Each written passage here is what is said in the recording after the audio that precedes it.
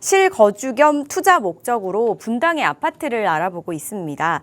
향후 전망만 좋다면 거주랑 투자를 분리할 계획까지 가지고 있는데요. 분당 서현 시범단지와 정자동 느티마을 공무원 3, 4단지 중에 고민하고 있는데 어떤 게 나을까요? 라고 보내주셨습니다. 대표님 어떻게 하면 좋을까요? 네, 실거주 겸 투자 목적이라 그러면 결국은 시세 차익을 얘기를 하는 거죠. 투자성을 좀 끼고 있는 거를 선택을 하고 싶다 이 얘기가 되는 건데 뭐 둘 다 너무 좋은 단지들은 맞고요. 그런데 저는 일단 정자역 인근에 있는 공무원 3단지, 4단지 매수 쪽에 점수를 조금 더 드리고 싶어요. 그러니까 우리가 투자성을 띈다라는 개념들을 좀 잘 생각을 해보면 결국 같은 비용으로 투자를 했을 때 그 시세 차익이 좀 빠르게 일어나고 이 일어난 시세 차익이 동시에 좀 빠르게 회수가 되는 좀 이런 관점으로 생각을 해보면 이게 결정이 좀 빠르지 않을까 이런 생각이 들고요. 이제 공무원 3단지, 4단지 같은 경우나 지금 얘기한 시범단지, 시범단지를 한번 볼까요? 여기 일대가 이제 서현역 인근에 있는 게 시범단지고요.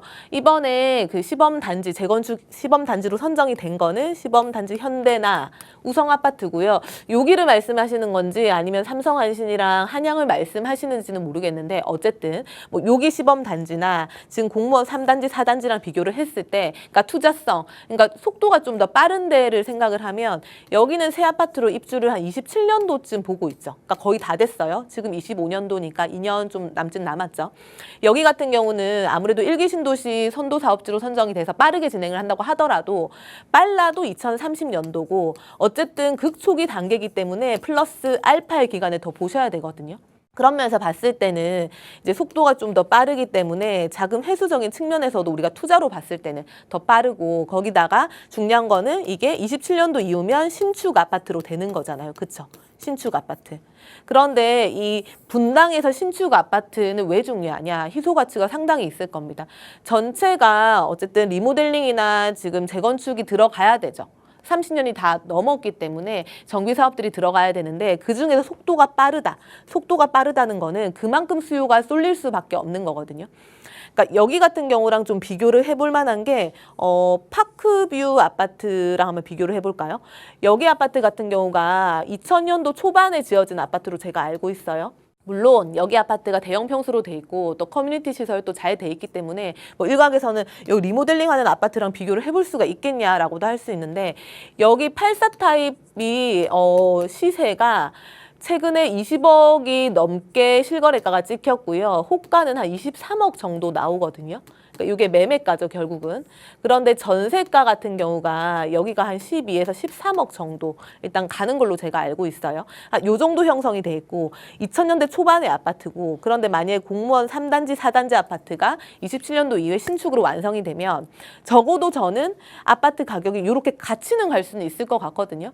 거기다 전세가가 이미 여기가 12, 13억이면 아파트의 입지 뭐 이런 것들은 다 떠나가지고 신축에 대한 프리미엄이 임차에는 존재합니다. 그렇다 보니까 여기 아파트도 12, 3억을 무난하게 갈 수 있게 되거든요.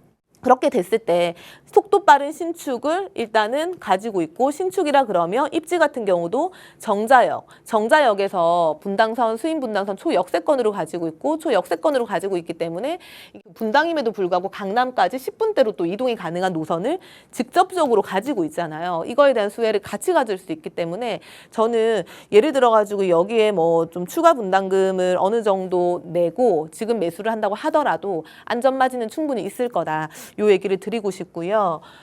또 단순히 좀 더 비교를 해보면 여기 시범단지랑 지금 여기 같은 경우가 매가를 좀 비교를 해보면요. 여기가 우리가 한 25평에서 29평 정도 되는 게 15억에서 29평 되는 게 한 20억 뭐 이렇게 할 거거든요.